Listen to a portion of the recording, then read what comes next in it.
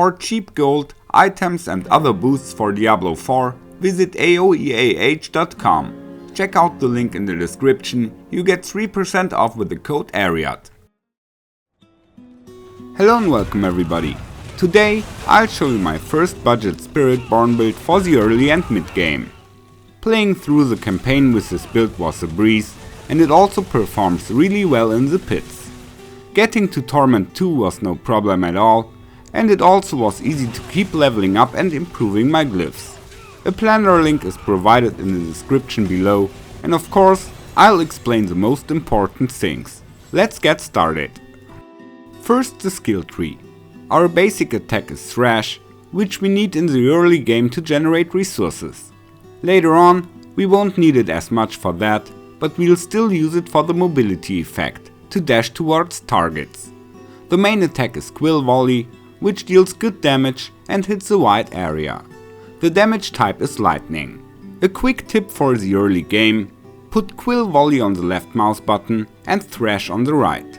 Like that, you can play this build just like my old double swing barb build, simply by holding down the right mouse button continuously.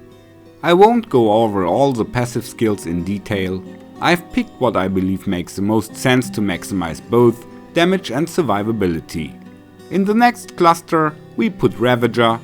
It's an offensive buff that also increases vigor generation. Armored Hide is our defensive buff and Stun Breaker. And Surge is an additional cooldown ability in our rotation that slows and poisons enemies.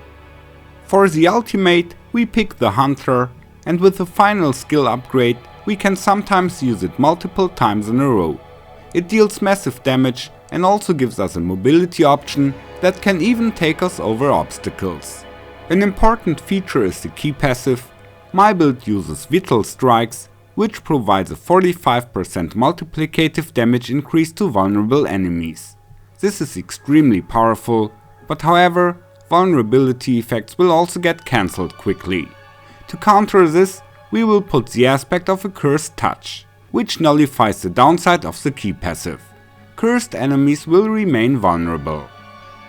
The choice of spirits is also important. The first one has to be the Gorilla Spirit, which makes Quill Volley also a Gorilla ability.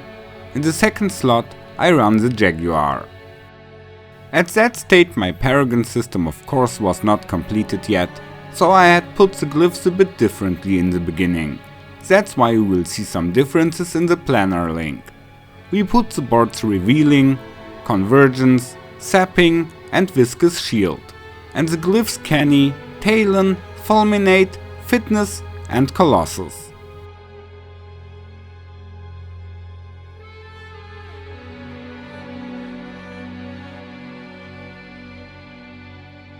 Now for the gear. Harmony of Ebevaka is extremely good for this build, and with our spirit setup we ensure that the damage bonus applies twice.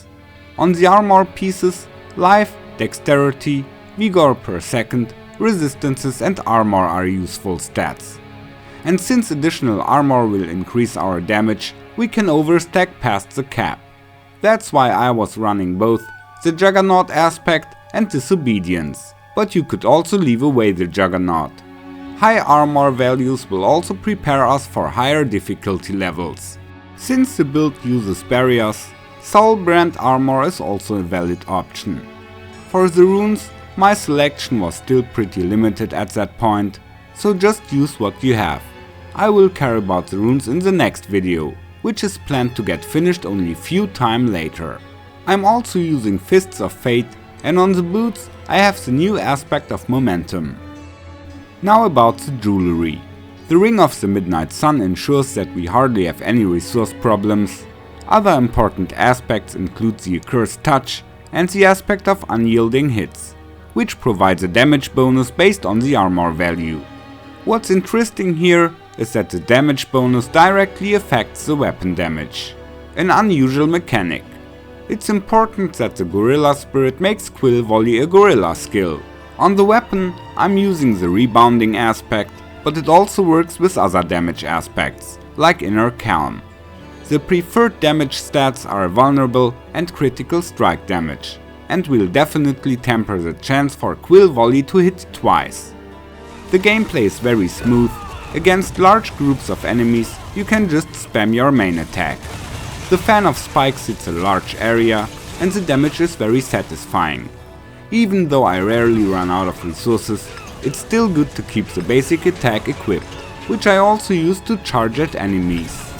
An alternative would be to play the Rod of Kepeleke. In that case, you won't have to worry about your resources at all, and its unique effect produces high damage spikes. But the regular hits become much weaker, and you'll lose one aspect. When Quill Volley becomes a basic attack, you'll also want to use adaptability and Moonrise aspect, so you'll need to find a good setup. We'll talk about that in the next video. This build should serve you well for the start and for getting to higher torment tiers fast. I say goodbye, take care, and may the loot be with you.